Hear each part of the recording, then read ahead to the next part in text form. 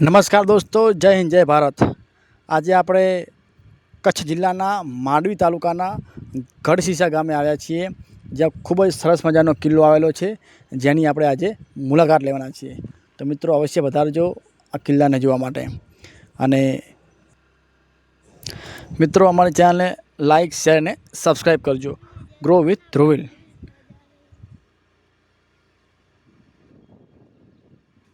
મિત્રો તમે આ કિલ્લા ઉપર એક્ટિવા પણ લઈને આવી શકો છો, તમારી ગાડી પણ આવી શકે છે, અને તમારે ચાલતા હોય તો ચાલતા પણ તમે આવી શકો છો.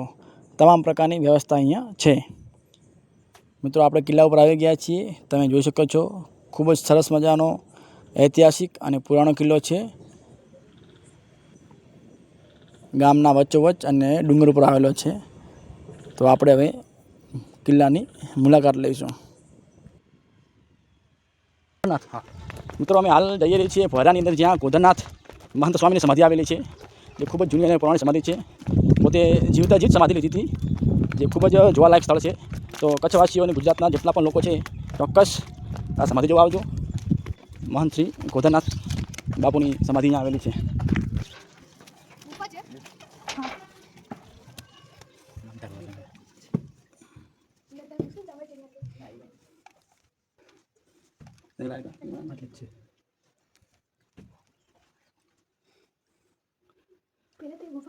મિત્રો આ નીચે ગુફાની અંદર મહંત ગોધરનાથ બાપુની સમાધિ આવેલી છે. એકદમ નીચે ભોયરામાં છે. મિત્રો ખૂબ જ પુરાણું અને ઐતિહાસિક ભોયરું છે આરવા, જ્યાં આ સમાધિ તમે જોઈ શકો છો. મિત્રો લાઇટની થોડી વ્યવસ્થાના કારણે તમને ક્લિયર દેખાશે નહીં, પણ આ સમાધિ છે બાપુની. તો મિત્રો ચોક્કસ આ સમાધિના દર્શન કરવા તમે આવજો. ગઢશીશા ગામ, ગઢશીશા કિલ્લો. નીચે સીડીઓની પણ વ્યવસ્થા છે.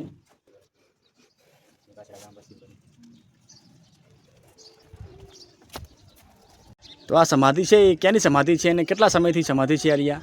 આ એ ગોધરનાથ દાદાની સમાધિ છે, અને આ સમાધિને 100 થી 150 વર્ષ જૂની સમાધિ છે. અહીંયા લોકો અહીંયા દર્શન કરવા માટે આવે છે. હા, એમ અહીંયા જે પગથિયા જે આવે અહીંયા દર્શન કરવા આવે જ છે, અને ત્યારબાદ માથે ઉપર આશાપુરા માન, મોમાઈ માન માતાજી મંદિરે ત્યાં આવે છે.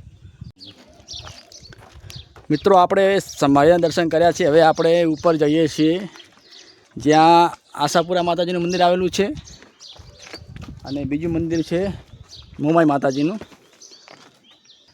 આ મિત્રો કિલ્લો 400 થી 500 વર્ષ કિલ્લો જૂનો છે, અને આની પહાડ એક સરસ મજાની સ્ટોરી છે, જે આપણે હમણાં સ્ટોરીની થોડી ઉપર જઈ અને માહિતી લઈશું કે આ કિલ્લા પહાડ શું કહાની છે. મિત્રો અહીંયા કને ગઢશીશાના કિલ્લા ઉપર પુરાણું ઐતિહાસિક મા આશાપુરાનું મંદિર આવેલું છે, અને સાથે સાથે શ્રી રાવળદેવ પીર દાદા અને વછરાજ દાદાનું પણ મંદિર આવેલું છે. તો આપણે પહેલાં મા આશાપુરા માતાના દર્શન કરી અને તમને બતાવો.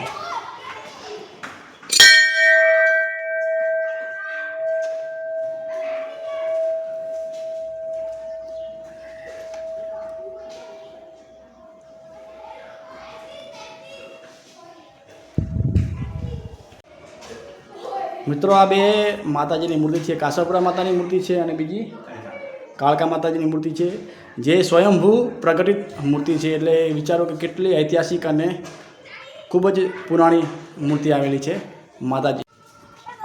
હવે આપણે શ્રી રાવળપીર દાદા અને શ્રી વત્સા દાદાની મંદિરની અંદર જઈ અને તેમના દર્શન કરીએ.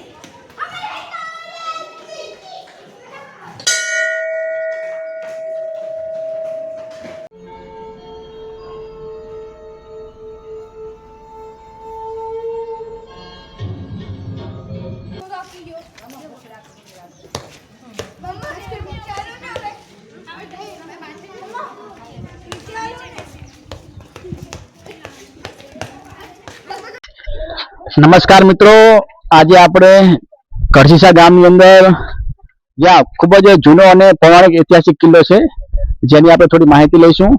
ત્યાંના સ્થાનિક પૂજારી પાસેથી જે પણ માહિતી હોય આપણે થોડી લઈશું, કે આ ગામનું નામ કેવી રીતે પડ્યું અને કેટલા સમય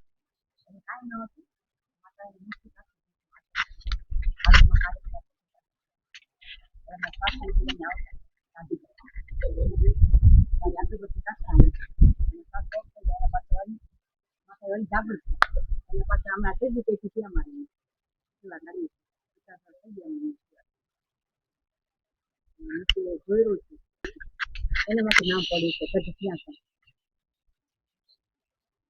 તમે જે સિંહની વાત કરી ગાય એની પાસે કોઈ વાર્તા ખરી?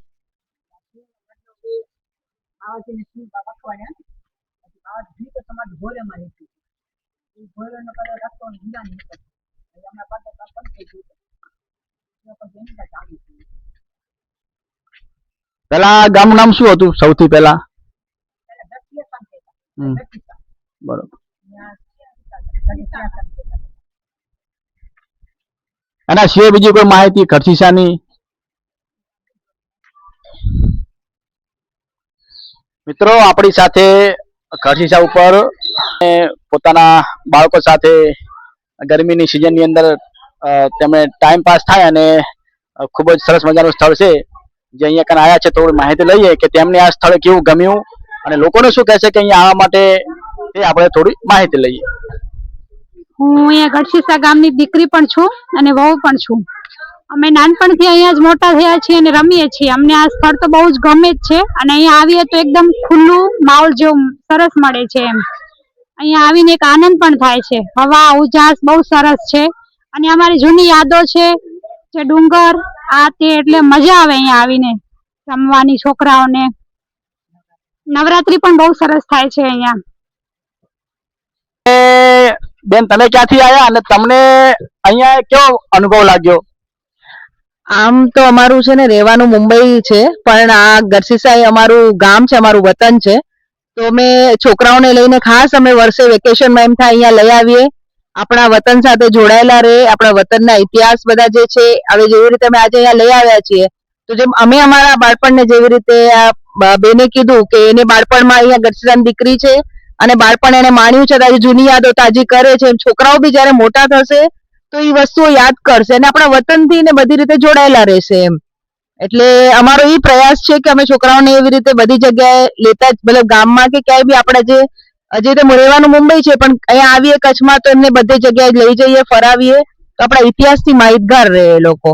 તો એવી જ રીતે આજે લઈ આવ્યા છીએ અને જો રમે છે બધા અને બહુ મજા આવે એમ. એક હિલ સ્ટેશન જ છે, આપણી ભાષામાં કહીએ તો હિલ સ્ટેશન નું કામ કરે છે અમારા માટે. ગઢશીસાનું હિલ સ્ટેશન. ગઢશીસાનું હિલ સ્ટેશન છે.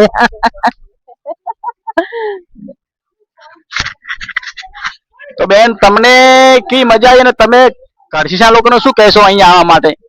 મને તો ખૂબ મજા આવે છે. હું તો અહીંયા જ મોટી થઈ છું. નવરાત્રી પણ બહુ સરસ થાય છે અને હું તો બાળપણથી અહીં બહુ જ આવતી, હર મંગળવારે ફિક્સ હતું. એટલે બહુ જ મજા આવે છે અહીંયા કને અને આવા જેવું જ છે. અહીંયા નાસ્તો લઈને આવો તો બી મજા આવે, છોકરાને ગેમ લઈને આવો તો બી મજા આવે, ખૂબ જ મજા આવે છે. હવા પાણી બધું સરસ જ છે એટલે અહીંયા આવા જેવું છે. બધાએ આવો, ખૂબ ફરવાની મજા આવે છે. બધાએ તહેવાર નવરાત્રીમાં તો ખૂબ જ મજા આવે છે. 9મે 8મે નવરાત્રીના નિયાણી જમાડે, બધાને આમંત્રણ હોય જમવાનું એટલે ખૂબ જ મજા આવે છે. ગરબા બપોર પછી ગરબા હોય, 5 વાગે ચાલુ થઈ જાય નવરાત્રી એટલે બહુ જ મજા આવે. અહીંયા આવા જેવું છે, ફૂલ એકદમ ફરવા જેવું સ્થળ બી છે.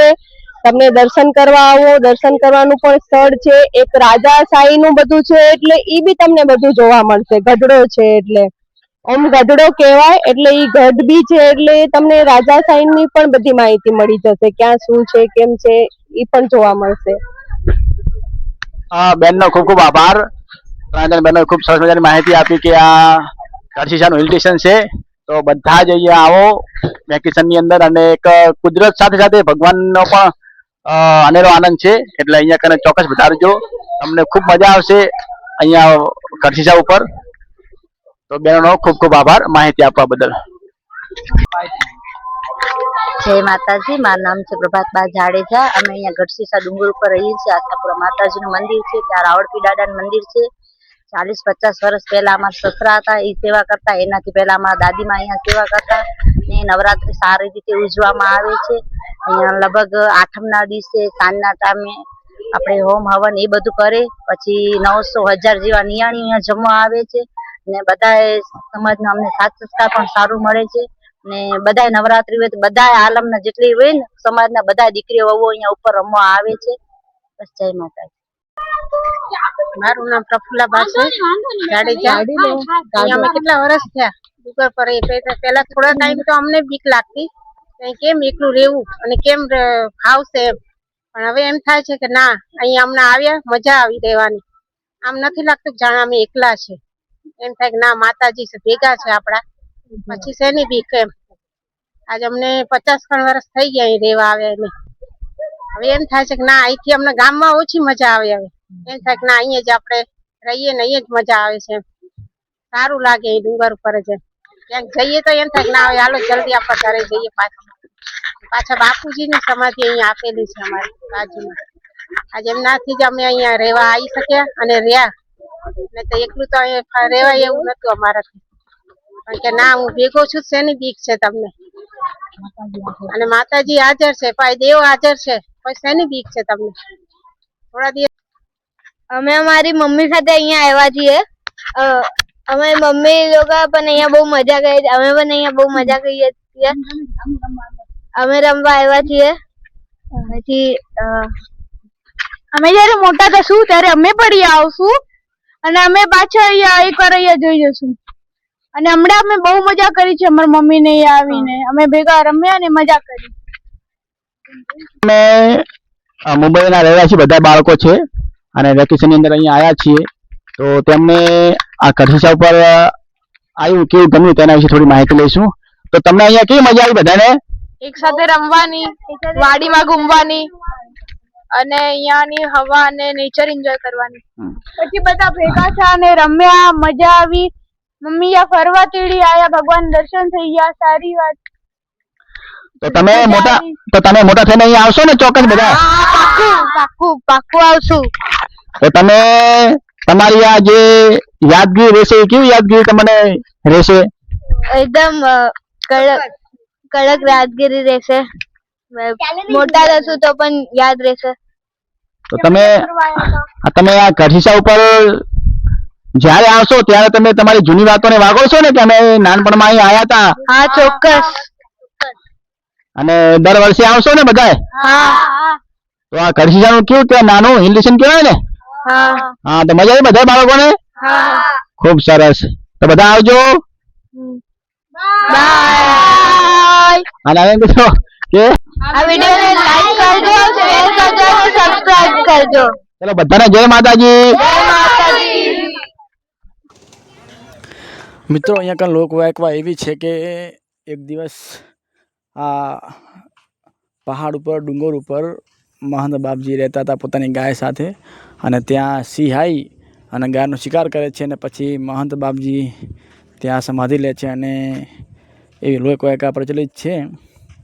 પૂરી માહિતી મળી નથી એટલે તમને જે પણ માહિતી મળે મેં આપવાની પૂરેપૂરો પ્રયાસ કર્યો છે. તો વિડીયો ગમ્યો હોય તો લાઈક કરજો, શેર કરજો અને સબસ્ક્રાઈબ કરજો અને ચોક્કસ મુલાકાત લેજો ગઢશીશાની. જય માતાજી.